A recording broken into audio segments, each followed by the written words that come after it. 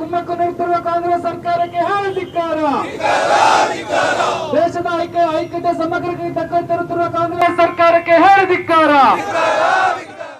ಕಾಂಗ್ರೆಸ್ ಪಕ್ಷ ಅಧಿಕಾರದಲ್ಲಿರುವ ಅವಧಿಯಲ್ಲಿಯೇ ರಾಜ್ಯದಲ್ಲಿ ದೇಶ ವಿರೋಧಿ ಚಟುವಟಿಕೆಗಳು ಗರಿಗೆದರಿವೆ ಎಂದು ಆರೋಪಿಸಿ ಚಿಕ್ಕಬಳ್ಳಾಪುರದಲ್ಲಿ ಭಯೋತ್ಪಾದನೆ ವಿರೋಧಿ ಸಮಿತಿ ಪ್ರತಿಭಟನೆ ನಡೆಸಿದ್ದಾರೆ. ಚಿಕ್ಕಬಳ್ಳಾಪುರ ನಗರದ ಶಿಡ್ಲಘಟ್ಟ ವೃತ್ತದಲ್ಲಿ ಜಮಾಯಿಸಿದ ಭಯೋತ್ಪಾದನೆ ವಿರೋಧಿ ಸಮಿತಿ ಮುಖಂಡರು ಹಾಗೂ ಬಿಜೆಪಿ ಮುಖಂಡರು ಹಾಗೂ ಕಾರ್ಯಕರ್ತರು ಕಾಂಗ್ರೆಸ್ ಸರ್ಕಾರದ ವಿರುದ್ಧ ಆಕ್ರೋಶ ವ್ಯಕ್ತಪಡಿಸಿದ್ದಾರೆ. ವಿಧಾನಸೌಧದಲ್ಲಿ ದೇಶ ವಿರೋಧಿ ಘೋಷಣೆ ಹಾಗೂ ಬೆಂಗಳೂರಿನ ರಾಮೇಶ್ವರಂ ಕೆಫೆಯಲ್ಲಿ ಬಾಂಬ್ ಸ್ಫೋಟ ಖಂಡಿಸಿ ಪ್ರತಿಭಟನೆ ನಡೆಸಿದ್ದಾರೆ.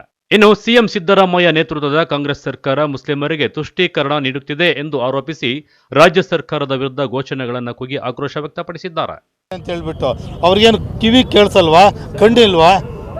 ಇಂಥ ಒಂದು ಭ್ರಷ್ಟ ಸರ್ಕಾರನ ಇಟ್ಕೊಂಡು FSN ಒರಿಜಿನಲ್ ಸಂಸ್ಥೆ ಅಂದರೆ ಸರ್ಕಾರದೇ ಇದೆಯಲ್ಲ, ಅದರಿಂದನೇ ರಿಪೋರ್ಟ್ ಬಂದಿದೆಯಲ್ಲ, ಯಾಕೆ ಮತ್ತೆ ಇಷ್ಟೊಂದು ತಾರತಮ್ಯ ಮಾಡ್ತಾಯಿದೆ? ಅಲ್ಲ, ತುಷ್ಟೀಕರಣ ಮಾಡ್ತಕ್ಕಂಥ ಒಂದು ಕೆಲಸ ಪ್ರತಿಯೊಬ್ಬರಿಗೂ ಅರ್ಥ ಆಗುತ್ತೆ, ಒಬ್ಬ ಸಾಮಾನ್ಯ ಪ್ರಜೆಗೂ ಕೂಡ ಅರ್ಥ ಆಗುತ್ತೆ. ಎಲ್ಲರೂ ಈ ದೇಶದಲ್ಲಿ ಎಲ್ಲ ಧರ್ಮದವರು ಇರಬೇಕು. ನ್ಯಾಯ ನೀತಿ ಧರ್ಮದಿಂದ ಈ ಒಂದು ಸರ್ವರಿಗೂ ಸಮಪಾಲು ಸರ್ವರಿಗೂ ಸಮಬಾಳು ಅನ್ನೋ ಒಂದು ರೀತಿಯಲ್ಲಿ ಈ ಒಂದು ಮಣ್ಣು ಇದೆಯಲ್ಲ, ಈ ಮಣ್ಣೇ ಒಂದು ಸನಾತನ ಧರ್ಮದ ಮಣ್ಣು. ಪ್ರಪಂಚದಲ್ಲಿ ಯಾವುದೇ ಒಂದು ದೇಶದ ಮಣ್ಣಿಗೆ ಇಲ್ಲದೆ ಇರತಕ್ಕಂಥ ಶಕ್ತಿ ಈ ಒಂದು ದೇಶದ ಮಣ್ಣಿಗೆ ಶಕ್ತಿ ಇದೆ. ಇದರಲ್ಲಿ ಪ್ರತಿಯೊಬ್ಬರೂ ಸಹ ಶಾಂತಿಯುತವಾಗಿ ಬದುಕೋದಕ್ಕೆ ಒಂದು ಅವಕಾಶ ಇದೆ. ಇಂಥದ್ರಲ್ಲಿ ಬೇರೆ ಬೇರೆ ಸಮುದಾಯಗಳನ್ನ ತುಷ್ಟೀಕರಣ ಮಾಡಿ ಅವರನ್ನೆಲ್ಲ ಎತ್ತುಕಟ್ಟಿ ಸಮಾಜನ ಸ್ವಾಸ್ಥ್ಯವನ್ನು ಹಾಳು ಮಾಡ್ತಾ ಇರ್ತಕ್ಕಂಥ ಭ್ರಷ್ಟ ಕಾಂಗ್ರೆಸ್ ಸರ್ಕಾರ ಇನ್ನು ಉಳಿಯಬಾರ್ದು.